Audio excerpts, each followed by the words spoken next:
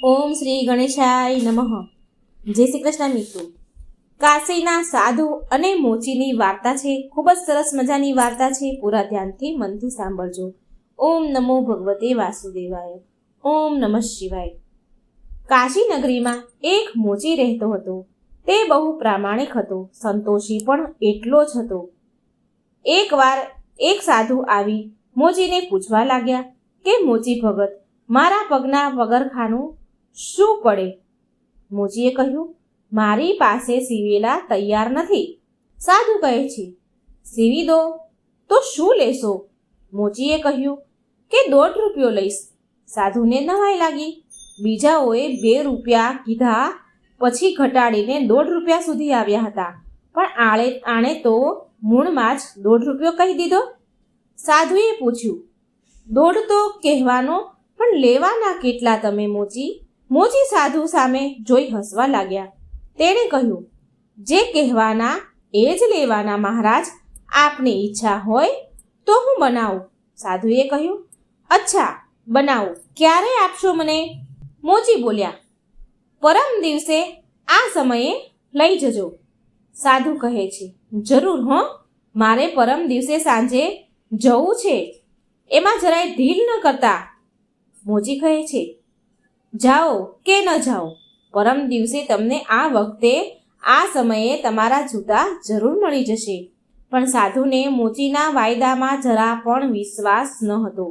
બીજા દિવસે વળી એણે મોચીને ત્યાં આંટો માર્યો.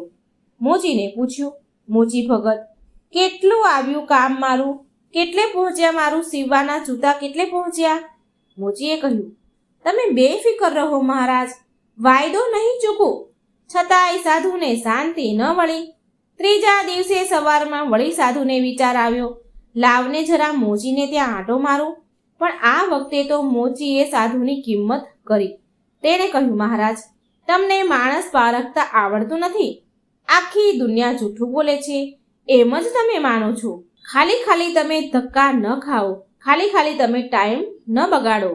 સાંજે આવી જજો, તમારા જૂતા તૈયાર હશે. સાંજે સમય પ્રમાણે સાધુ આવ્યા ત્યારે પગરખા બિલકુલ એના તૈયાર હતા. આ જોઈ સાધુ મોચી ઉપર બહુ ખુશ થયા. તે સમજી ગયા, મોચી સાચું કહેતો હતો, ખરેખર ભગત જ છે, કદી જૂઠું બોલતો નથી.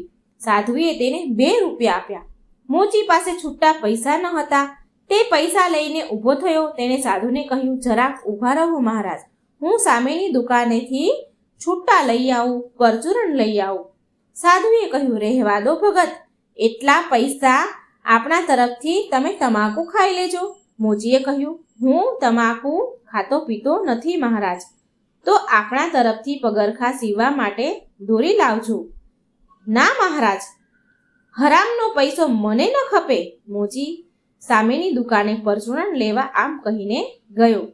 સાધુ તો મોચીની ભાવના જોઈ એના ઉપર ખૂબ જ ખુશ થયા. તેમણે હળવે રહીને જોડીમાંથી પારસમણી કાઢ્યો. કોઈ જુએ નહીં એ રીતે મોચીના ઓજારોને પારસમણી ઘસી દીધો. બધા ઓજારો સોનાના થઈ ગયા. પછી તે મોચી પાસે ગયા. તેને પાસેથી પૈસા લે તે વખતે કહ્યું, ભગત, મુઠ્ઠી ચણાના પૈસા પણ ભિક્ષા માટે આપશો તો ઈશ્વર તમારું ભલું કરશે. મોચીએ ખિસ્સામાંથી એક સિક્કો આપતા કહ્યું, લ્યો, 1 મુઠ્ઠી ચણા શું થશે? એ દુકાન તરફ ચાલતા થયા. 1 મુઠ્ઠી ચણા તો મારી પાસે છે, એમ કહી સાધુએ પગ ઉપાડ્યો. મોચીએ દુકાન ઉપર આવીને જોયું તો ઓજાર બધા સોનાના. તે સમજી ગયા કે આ કામ પેલા સાધુ મહારાજનું છે. મોચીનો જીવ બળી ઉઠ્યો. તે નિસાસો નાખી બળબડ્યો, અરે ભગવાન, હવે હું આ સોનાના ઓજારોથી કેવી રીતે કામ કરીશ? તેણે ઓજારો લઈને ઘરના ખૂણામાં મૂકી દીધા. પછી ઊંચે મૂકેલા ઘસાયેલા ઓજારો ઉતારી વળી પાછા કામે વળગ્યો. મનોમન એમ પણ કહેતા હતા કે ગમે તેમ પણ સાધુની ઈચ્છા તો આપણને સુખી કરવાની જ હતી. બિચારાએ 12 મહિના મજૂરી કરી ત્યારે માંડ નવા ઓજાર વસાવી શક્યો. એક વાર તે વજન ગણગણતો નીચી નજરે સીવતો હતો. ત્યાં એના કાને કોઈકનો અવાજ પડ્યો, કેમ છો મોચી ભગત? મોચીએ જોયું તો એ પેલા જ સાધુ હતા.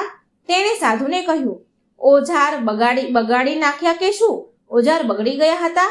એ જ ને તમે સાધુ મહારાજ, મારા ઓજાર બગાડી નાખ્યા હતા એ જ છો ને તમે? સાધુને નવાઈ લાગી. એમને તો હતું કે પોતાને ઓળખતા જ મોચી ભગત પગે પડી જશે, માન પાન કરશે અને ઘણો બધો આભાર માનશે મારો, પણ એને બદલે આ માણસ તો ઠપકો આપે છે. સાધુને વહેમ પડ્યો કે આ બિચારો સોનાને પિત્તળ ધારી બેઠો લાગે છે. તેમણે કહ્યું, મોચી ભગત, ઓજાર બગાડ્યા નથી, મેં સોનાના બનાવ્યા છે. ક્યાં છે એ? ક્યાં નાખી દીધા તમે એ ઓજાર? મને ખબર છે મહારાજ, સોનાના છે, પણ એ સોનું મેં મારા બાવડાના બળથી ઓછું મેળવ્યું છે, મેં મારા પરસેવાથી નથી મેળવ્યું.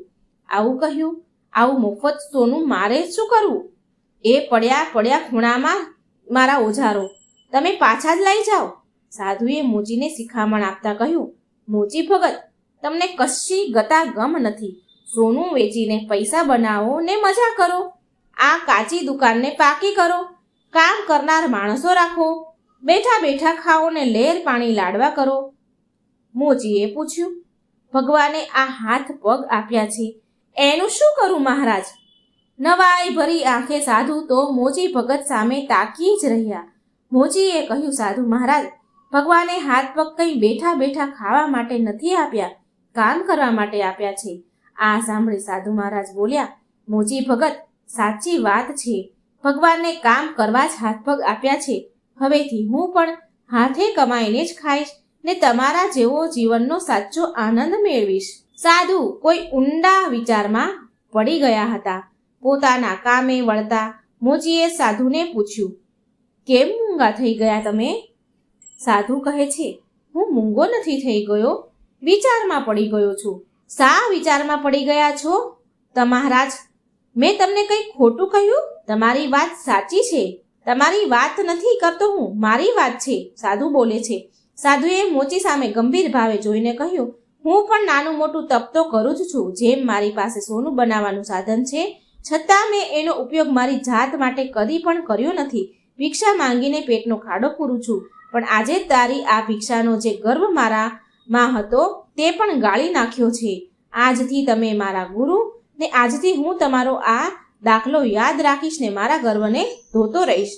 મોચી કામ કરવું ભૂલી ગયો અને સાધુની પીઠ પાછળ જોતો જ રહ્યો. કામે વળતા બબડ્યો, આપ ખરા સાધુ છો. જય શ્રી કૃષ્ણ. રાધે રાધે. Thank you.